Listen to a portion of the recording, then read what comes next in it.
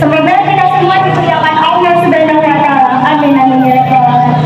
Bersyukur kepada Allah atas segala karunia-Nya kepada kita dengan mengucap alhamdulillahirabbil alamin. Bersalawat kepada baginda Nabi Muhammad sallallahu alaihi wasallam dengan ucapan Allahumma shalli ala sayyidina Muhammad wa ala ali sayyidina Muhammad. Semoga kita kelak mendapatkan syafaatnya di yaumul qiyamah. Amin ya rabbal alamin. Di pagi yang cerah ini, izinkan saya untuk menyampaikan pidato dengan tema adab kepada guru. Sebagaimana dikutip oleh Syekh Abdul Fattah Abu Buddah dalam hasyiahnya atas kitab Risalatul Mustarsyidin karya Al-Harith Al-Muhasibi dari kitab Faidul Qadir. Qala Rasulullah sallallahu alaihi wasallam, "Ta'allumuna ta'allamuna minhu." Artinya Rasulullah sallallahu alaihi wasallam bersabda, "Hendaklah kepada orang yang mengajarkan kalian." Teman-teman yang berbahagia, di masa ini akan beberapa para pelajar telah mengalami kemerosotan. Ada yang murid yang membangkang, bahkan melawan pada gurunya. Ini karena guru dan kehidupan kita. Pertama, guru adalah petunjuk bagi murid. Diibaratkan orang yang sedang mempelajari hutan indah yang baru saja dipijaknya. Tanpa petunjuk sangat mungkin tersesat, bahkan nyawa bisa menjadi taruhannya. Kedua, guru merupakan orang yang merawat murid.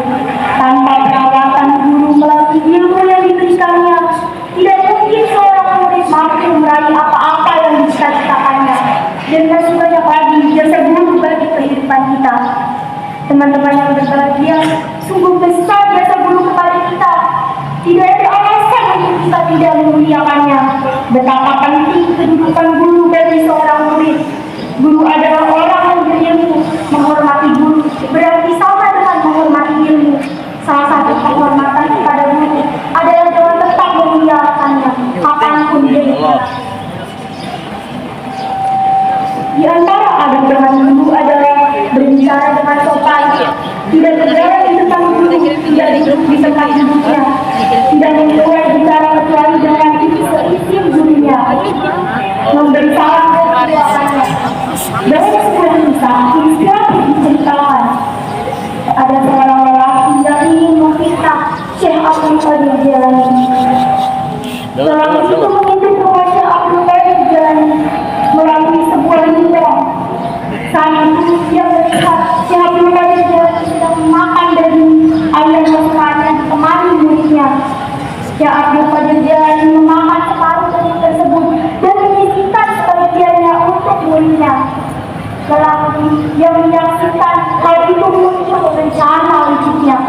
Dia lalu mendatangi bapak murid yang menemani Syekh Abdul Qadir Jilani dan bertanya, "Bapak punya putra namanya ini?"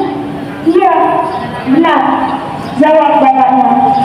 Lelaki itu menjelaskan bahwa putranya diperlakukan seperti hamba sahaya oleh ibunya, Syekh Abdul Qadir Jilani. Maka datanglah bapak ini ke rumah Syekh Abdul Qadir Jilani, lalu mempertanyakan perilaku Syekh Abdul Qadir Jilani yang seorang hamba sahaya. Karena dasar itulah si bapak meminta putranya untuk kembali ke rumah, karena ia tak rela putranya diperlakukan seperti itu.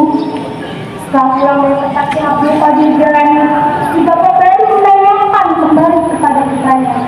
Ternyata jawaban putranya tidak seperti yang dituduhkan. Si bapak menyesalinya dan berniat mengembalikan putranya kepada si Abdul Qadir Jilani. Bukan aku tidak mau menerima anak itu kembali, tapi Allah sudah menutup pintu terbukanya untuk mendapatkan ini disebabkan seorang ayah yang tidak berada pada bumi. Jelasnya Abdul Qadir Jilani. Kisah di atas menceritakan seorang bapak yang tidak berada terhadap guru dari putranya. Bagaimana jadinya dia tidak berada adalah seorang murid terhadap gurunya. Satu prasangka buruk saja kepada guru, maka Allah Subhanahu wa Ta'ala haramkan seluruh keberkahan yang ada pada diri sang guru atas muridnya. Kalau ulama Syekh Aisyah Muhammad Al-Hazim bin Alawi Al-Hadi Talabul ilmi dan mudaharahi wa nadawatuhu bil hikmati wa na'uhu bil basyir. Artinya, tepatnya ilmu dapat diperoleh dengan cara belajar muzakarah, dan barokahnya ilmu dapat diraih dengan cara berhikmah. Sedangkan manfaat dapat diperoleh dengan adanya restu dari sang guru. Teman-teman yang berbahagia,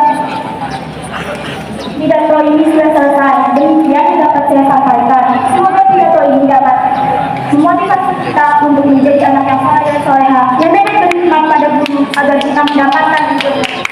Sehingga kita dapat bermanfaat dari kehidupan kita yang akan datang.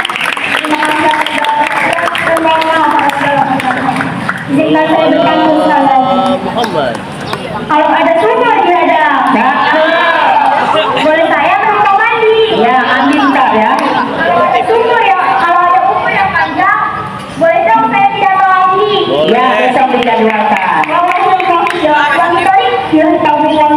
Wassalamualaikum warahmatullahi wabarakatuh. Waalaikumsalam warahmatullahi wabarakatuh.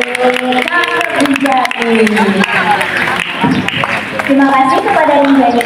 Selanjutnya adalah mendongeng yang akan dibawakan oleh Humaira. Kepada Humaira, kami persilakan.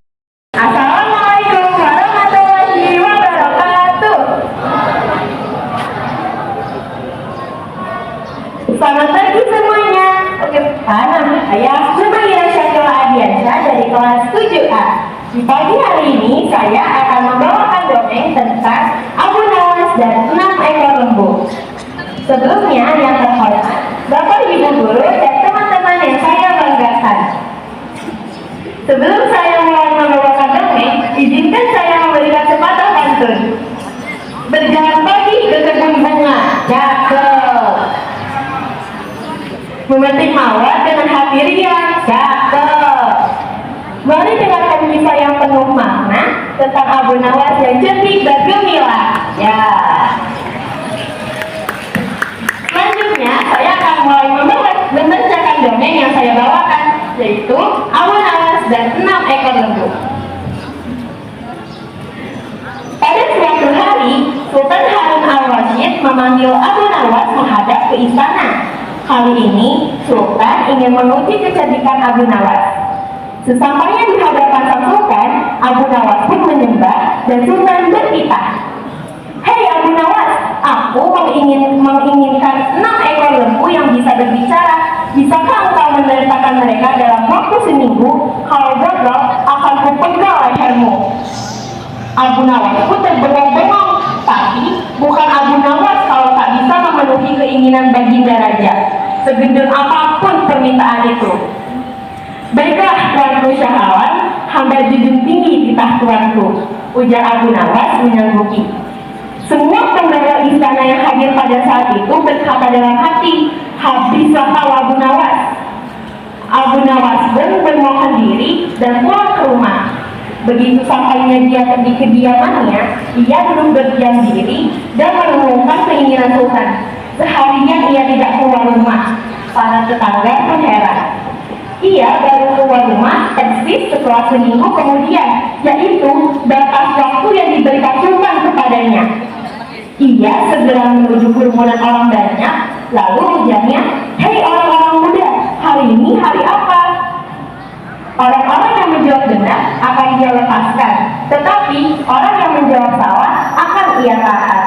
Ternyata tak ada satupun orang yang menjawab dengan benar. Tak ayal, Abu Nawas pun marah-marah kepada mereka. Begitu saja kau tak bisa menjawab. Kalau begitu, mari kita menghadap Sultan Harun al-Rasyid untuk mencari tahu kebenaran yang sesungguhnya. Hardik Abu Nawas. Keesokan harinya, bawah irung istana Baghdad dipenuhi warga masyarakat yang ingin tahu kesanggupan Abu Nawas membawa 6 ekor lembu yang fasih berbicara bahasa manusia. Sampai di depan Sultan Harun al-Rasyid, ia pun menghancurkan sembah dan duduk dengan khidmat. Lalu Sultan berkata, "Hei Abu Nawas, mana lembu berjenggot yang kau janjikan itu?" Tanpa banyak bicara, Abu Nawas pun menunjuk ke 6 orang yang dibawanya itu. "Inilah mereka, Tuanku Syah Alam." "Hei Abu Nawas, apa yang kau tunjukkan kepadaku itu?" "Ya Tuanku Syah Alam, tanyalah pada mereka hari ini hari apa," jawab Abu Nawas. Ketika Sultan bertanya, ternyata orang-orang itu memberikan jawaban yang berbeda-beda. Maka berujarlah Abu Nawas, "Jika mereka manusia, tentu tahu dong hari ini hari apa. Apalagi jika aku menanyakan hari yang lain, akan tambah pusing mereka. Manusia atau hewankah mereka ini? Inilah lembu berjenggot yang pandai bicara itu, tuanku." Sultan heran melihat Abu Nawas pandai melepaskan diri dari ancaman hukuman. Maka Sultan pun memberikan hadiah 5.000 dinar kepada Abu Nawas. Cukup cerita dari saya. Selamat bicara maaf dan jika ada salah-salah menghadiri cerita tentang kondisi Abu Nawas. Semoga sifat ini bisa kita amalkan. Jangan lupa tetap bijak dan kreatif agar hidup kita selalu berkah dan manfaat. Saya pamit undur diri. Terima kasih. Wassalamualaikum warahmatullahi wabarakatuh. Waalaikumsalam warahmatullahi wabarakatuh.